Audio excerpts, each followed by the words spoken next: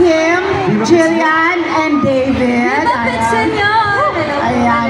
We'd like to know, ano yung mga aabangan namin dito sa action drama na Never Say Die? Let's start with you. Ano yung magiging role mo, Kim? Nako, aabangan niyo po ako bilang Kyle, ang poging assistant ni David.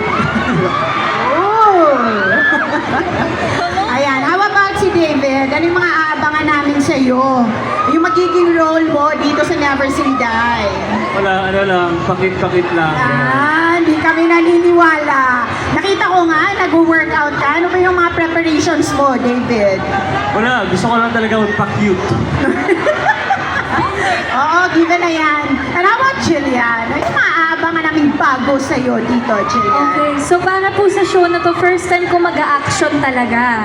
So abangan po nila yan. At syempre, sobrang dami po mangyayari sa kwento. Hindi lang siya action eh, pang pamilya din po siya. At may mga lesson po na matututunan yung mga kabataan.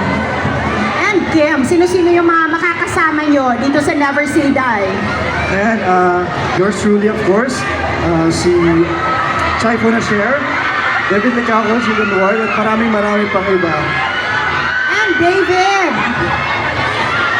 Ayan, David, how different is your role dito sa Never Say Die sa mga previous roles mo? How different is it? Ano ba? Siyempre iba-iba naman lahat ng roles na ginagampanan ko. So I think yung difference nito is reporter kasi ako dito.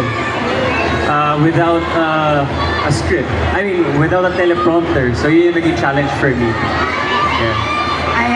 Ayan, Jillian. May mga so far, nag-taping na kayo, di ba? May mga prepared scenes na kayo. Ano yung favorite scenes mo na dapat abangan talaga nila so far?